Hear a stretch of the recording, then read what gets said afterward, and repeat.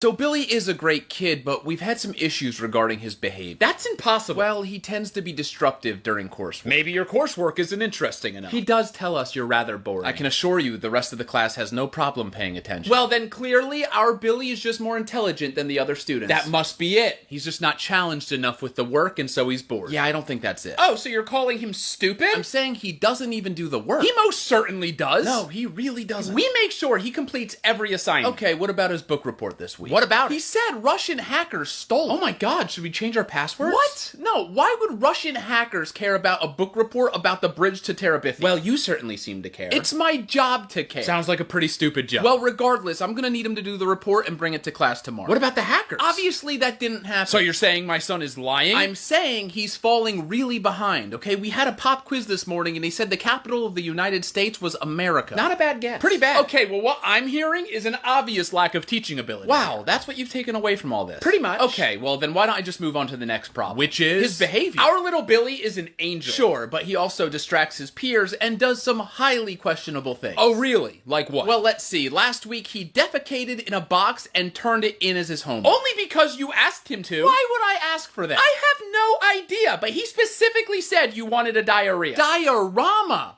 The assignment was for a diorama. Well, obviously all we have here is a miscommunication. Alright, what about yesterday when he let all of the class hamsters loose in the cafeteria? He probably thinks it's cruel to keep them in cages. Such a kind heart. Multiple hamsters died. Disgusting creatures. Okay, maybe we're focusing a little bit too much on the problem and not enough on the solution. Well, obviously the first thing that needs to happen is to raise his grades. I agree. So raise his grades. I'm not going to arbitrarily just raise grades, okay? He needs to do the work. Okay, so what's the plan? Well, since he's so far behind, I was thinking that maybe we get him a tutor. Ew, no. Why is a tutor ew? Tutors are for dumb kids. That is not at all true. Leonardo da Vinci had a tutor, and he's a genius. Why would we care what the kid from Titanic's doing? That's Leonardo DiCaprio. Okay, you know what? That's not the point. The point is, Billy's gonna have a lot of trouble catching back up without help. Out of the question. Okay, well, maybe then we can set him up with the school counselor to see if something else is going on. Do you think my Billy is crazy? He is not crazy. I never said he was crazy. No, you just think he should go to a shrink. Fine. Well, then maybe you guys can just take a more active role and make sure he's completing his assignments. Pretty sure we have better things to do than babysit in 8th grade. It's not babysitting when it's your own kid. Don't you yell at my wife. Look, clearly you're going to resist every option I put forth, so maybe you guys want to present an idea. As a matter of fact, I do. We want Billy moved up a grade. What? He'll fit in better with more mature students. Okay, you two have to be the most idiotic,